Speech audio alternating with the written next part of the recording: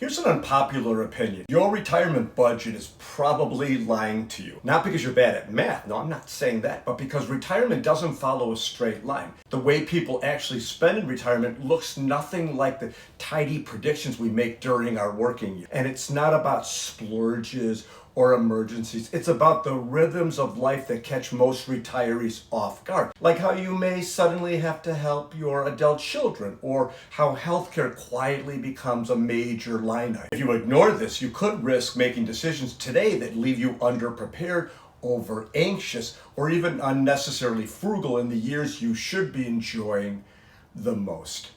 I had a client, Jim, who came in convinced he'd live on 70% of his income in retirement. And for a while he did.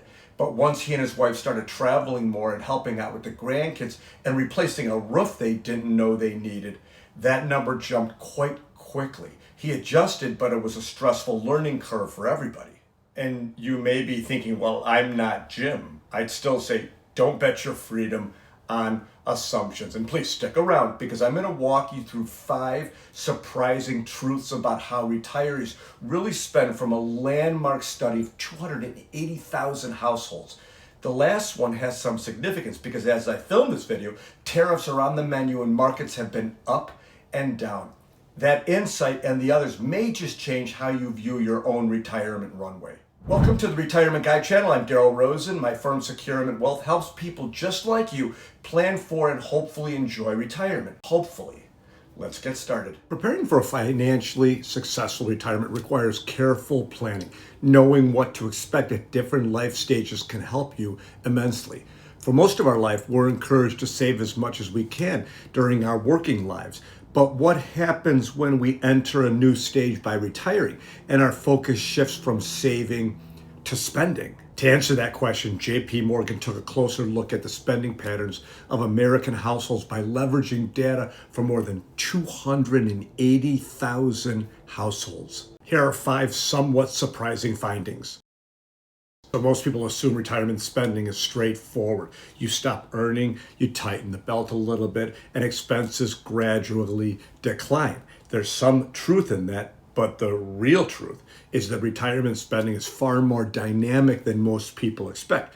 JP Morgan's research analyzing these 280,000 households showed that retirement isn't a one-size-fits-all event. In fact, 53% of retirees, they don't stop working overnight, they transition gradually. And even for those who fully retire, spending patterns don't settle into an easy rhythm. They evolve over time, often in surprising ways. We find there are 3 key takeaways: a spending curve, a spending surge, and year-to-year volatility, which are themes that we'll touch upon in this video. The spending curve suggests that people tend to hit their peak spending around midlife with a gradual decline afterward. However, early in retirement, especially among those with pre-retirement incomes under $150,000, there's often a noticeable surge in spending. It's driven by lifestyle changes where there's sudden income boosts from maybe pensions or Social Security. One couple I worked with, Tom and Lisa, retired at 64 and 62. They had no plans to work again, but their first 2 years of retirement were anything but low spend. They booked a month-long trip to Italy, going all over the place. They remodeled the kitchen, and they hosted more family get-togethers than they ever had before. None of it was reckless. They could afford it. It wasn't reckless, but it didn't match the spending less in retirement narrative that they'd always heard about. Yeah, there's a common misconception that retirees will naturally spend less, but it often doesn't hold true. Early retirement spending often mirrors pre-retirement levels because people finally have time for travel, hobbies, and family, other things that they've wanted to do. The expected drop in expenses is usually delayed, and sometimes it just doesn't happen. Healthcare, home updates, we've been continually talking about that, and helping your adult children can all keep costs high. Assuming you'll spend significantly less can lead to underestimating what you'll actually need, and that's a risk you don't want to take. Then there's volatility, which we're going to get to in a second. 60% of retirees see significant swings in their spending from year to year, especially early on. This unpredictability makes a strict linear budgeting approach very risky. And the bottom line is the retirement spending is a moving target. A solid plan isn't just about hitting a number. It's about building in the flexibility so your money supports the life you want to live, that you actually want to live, not just the one you plan for on paper. One of the most overlooked stages of retirement planning is partial retirement, when someone scales back from full-time work but hasn't fully stepped away from the day-to-day grind and earning income. It turns out this stage plays a much bigger role in how people actually spend money than I think most financial plans account for. Many households in this phase are still financially active. They're earning part-time income. Maybe they're collecting Social Security and beginning to draw on retirement funds. But here's the kicker. Their spending often doesn't go down. In fact, it can temporarily increase. The reason is because this hybrid phase gives people a sense of financial security. They've got money coming in from multiple sources, and that sort of opens the door to more discretionary spending. Take my client Susan, for example. She left her corporate job at 60, but didn't stop working altogether. She picked up consulting projects here or there, and in between all of this, she had a small pension, Social Security, her cash flow looked really strong.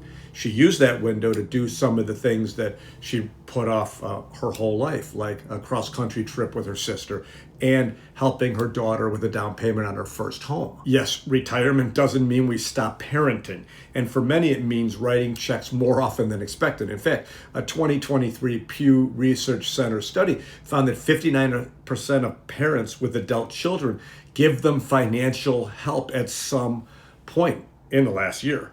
Whether it's rent, tuition, or helping them with debt, the urge to support them is strong, and it's often unplanned. These early retirement gifts constrain savings, especially when paired with other big expenses. Helping family is meaningful, but if it's not baked into the overall plan, it could quietly derail your long-term financial security. So from the outside, it looked like my client Susan, who I just mentioned, that she had hit the jackpot in retirement, but what she needed wasn't a generic kind of just withdraw 4% a year and you're fine kind of plan.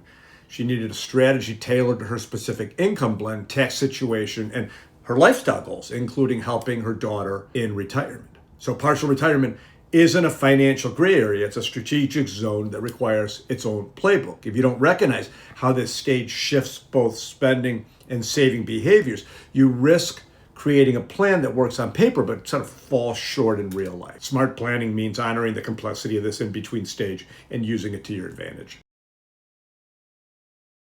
When most people picture retirement, they imagine a slow, steady drift into simpler spending habits. But in real life, retirement spending is more like a zigzag than a straight line. And that unpredictability can have real financial consequences if you're not prepared for it. Recent findings show that nearly 60% of retirees experience major fluctuations up and down in their spending during the first 3 years of retirement, when it's really the most impactful. In other words, the idea that your expenses will follow some kind of predictable pattern after you stop working, even if it's dynamic, just doesn't hold up. Many retirees go through periods of high and low spending influenced by everything from unexpected health costs to bursts of travel, home projects, or family support. And these shifts don't fade over time either. Even folks in their late 70s still see changes that challenge the notion of settled retirement living. Researchers have identified categories like temporary upshifters who spend more right away after retiring. This is very common. And roller coasters whose spending jumps and dips throughout their retirement years. One of my clients, Ellen, she retired with a carefully crafted budget, but within a year she found herself flying across the country frequently to care for her aging sister and later footing the bill for some in-home care for her sister. Her financial plan hadn't accounted for that level of flexibility, and it took a mid-course correction to steady the ship. That's the core takeaway. Your retirement plan cannot rely on assumptions of consistency. You need a structure that adjusts with your reality, one that accounts for unexpected twists and turns and helps keep your financial footing secure no matter how your retirement unfolds. If the plan only works when life goes according to script, it might be time for a rewrite. Okay, so we know healthcare is coming. We know it's one of the most critical and often underestimated factors in retirement planning, this overall healthcare spend. And while many people expect their living expenses to go down, something that we've talked about ad nauseum in this video, healthcare tends to trend in the opposite direction. As we age, medical costs don't just increase, they become a larger piece of the overall budget. And candidly, with my clients, I find that this shift can catch people quickly off guard, especially if their early retirement years felt relatively healthy. But the truth is, even routine care, prescriptions, dental, physical therapy, all that stuff can add up very quickly. And if something more serious hits, the financial impact can be huge. Just ask my neighbor, Carol. She retired at 63. She was full of energy. She had a lot of plans. For the first 2 years, she was traveling, gardening, and really enjoying her freedom. Then she slipped on the back step of her porch and fractured her hip. And what followed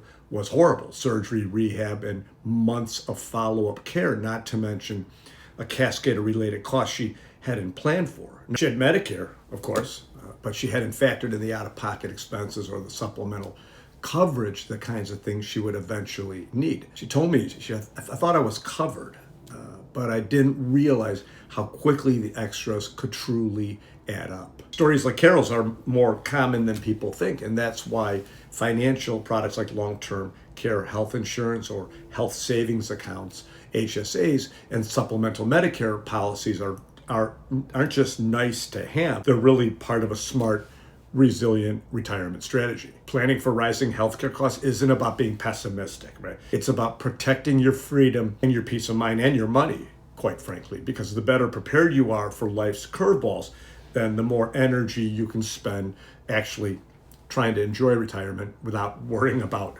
what it might cost. Okay, let's get to the biggest risk in retirement: sequence of returns risk. It's one of the most underestimated risks. It's not how much you've saved. It's when you start withdrawing your money, are you taking it out at the right times? This is something known as sequence of returns risk. It can quietly undermine even the most carefully bit retirement plan. Here's how it works. If the market takes a hit in the early years of retirement and you're actively pulling out from your accounts, pulling money out of your accounts, the losses hurt more. And the reason is because you're selling off investments at lower values, locking in the decline. And your portfolio has less time to recover. Even if the market eventually comes back, which it's going to, it always has, your money might not. Take my favorite client, Darryl, me. I sold a business in 2007 to make a long story bearable and easier for me to tell without crying. I made a lot of mistakes and got hammered during the Great Recession. I sold my investments over and over from a position of weakness just to pay my bills. That was the bad news. The good news is I was 41 at the time. I still had plenty of time to recover, which I did. It also pushed me into this line of work, which I love. So I was okay. But what about somebody who retired in 2007, just before the financial crisis? Let's say, call him Dave. His portfolio may have been solid and diversified, well balanced, all the right boxes checked. But within a year, as markets tanked, we could say that Dave was probably drawing down his accounts to pay for everyday expenses. The timing could not have been worse for somebody like that. For people who lived through this, it wasn't always necessarily catastrophic, but it changed the retirement that they had envisioned. And the key lesson, it's not how much you have when you retire, it's how you access it. Strategies like staggering withdrawals or using cash reserves or delaying Social Security can help shield you from this kind of risk early on. You should never be taking risk with money you need to pay your bills. And if you're on the cusp of retirement, this is the time to stress test your plan, because it's not just market returns that matter. It's the sequence in which you experience those returns. If you like this video, you might like this one or this one. Thanks so much for watching.